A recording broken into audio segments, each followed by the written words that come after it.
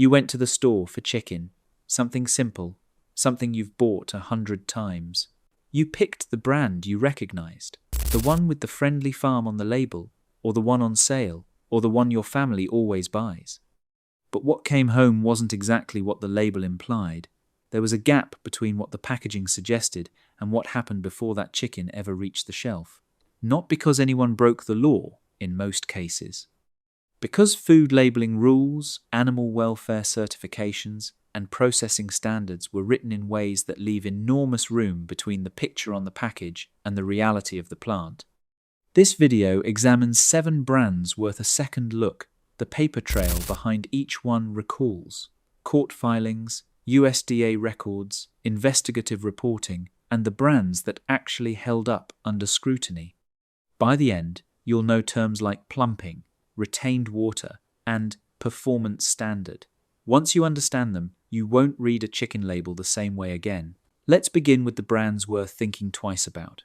1. Tyson Foods. Tyson is the name most Americans grew up with. It's in nearly every grocery chain in the country. But here's what the label doesn't explain. For over a decade, Tyson and more than a dozen other major producers were accused, in a sprawling federal antitrust case, of coordinating to limit chicken supply and keep prices artificially high.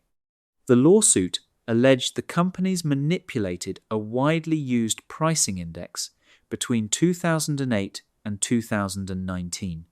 Tyson has paid out hundreds of millions in civil settlements tied to that litigation, while cooperating with investigators in exchange for leniency in the parallel criminal case. You weren't just paying for chicken. You may have been paying a price that wasn't set by an open market at all. 2. Pilgrim's Pride. Pilgrim's Pride sits on nearly every store shelf, often under its own name and private labels. Here's what happened behind the packaging. In 2020, Pilgrim's Pride pleaded guilty to a federal price-fixing charge and paid a $107 million criminal fine, part of the Department of Justice's criminal investigation into the broiler industry.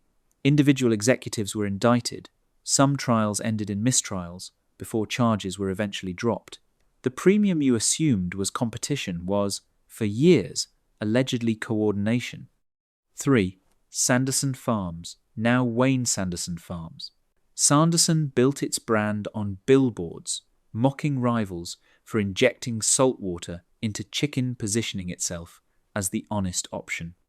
But Sanderson was also named as a defendant in the same broiler price-fixing litigation among 19 producers accused of illegally conspiring to limit the nation's chicken supply and artificially raise prices.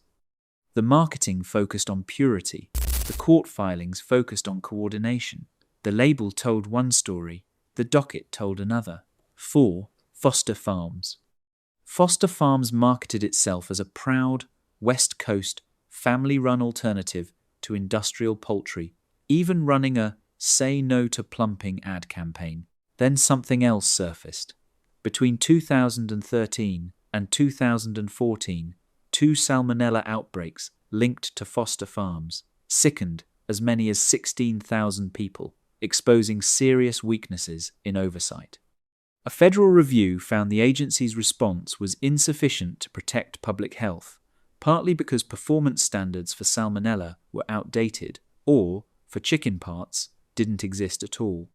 Investigators later found 6 of 7 outbreak strains inside Foster Farms' production facilities in California, and the company was threatened with the loss of federal inspectors before finally issuing a recall in 2014. Consumers blamed their own kitchens for the smell, the texture, the illness. The paper trail says otherwise. 5. Perdue Farms. Perdue markets itself around family heritage and humanely raised language on packaging.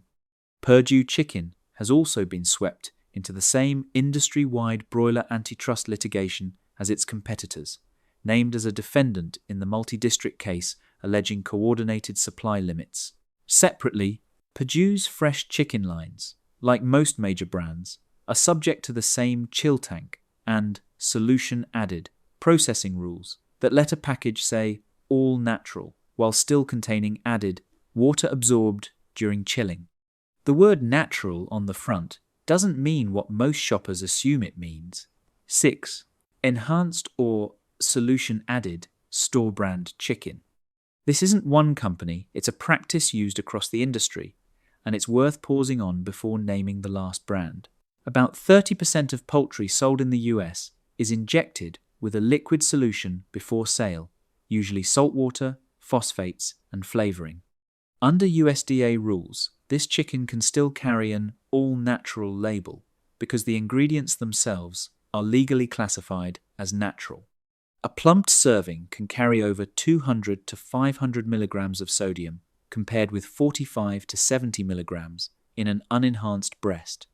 You're paying meat prices for water weight, and the label makes that almost invisible unless you read the fine print naming the exact percentage of solution. 1. Whole Foods marketed free-range supply chains.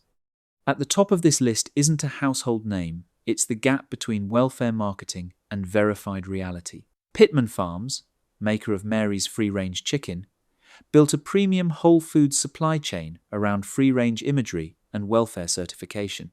In 2017, an animal rights group that visited a dozen Pittman-supplied farms said it never once saw a chicken roaming outside, despite the free-range branding. The company's response was that the barns filmed were not part of its GAP-certified free-range program, which is itself the lesson. A single certified showcase farm can anchor an entire brand's marketing, while other facilities operate differently. The photo on the package can be real. It doesn't mean it represents every bird in the supply chain. Before the brands that held up, 3 checks you can run yourself. Check the product name, not just the front graphic. By law, any added solution must appear in the actual product name chicken breast, with up to 15% of a solution of. Read that line before you read the marketing above it. Check sodium per serving. Anything meaningfully above 70 milligrams per serving on a raw chicken breast usually means water and salt were added. Check which welfare label is actually printed, not implied. Free range alone is a weak claim. Global Animal Partnership Step Ratings, Certified Humane, and No Antibiotics Ever, verified by USDA, are audited claims. A drawing of a farm is not. Now, here are the brands that actually held up. 1. Smart Chicken, Tecumseh Poultry, air-chilled rather than water-chilled, avoiding the retained water issue altogether, with no antibiotics used in production, a verifiable processing difference, not just a slogan. 2.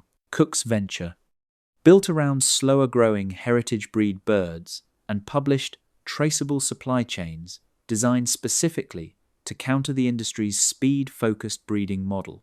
3.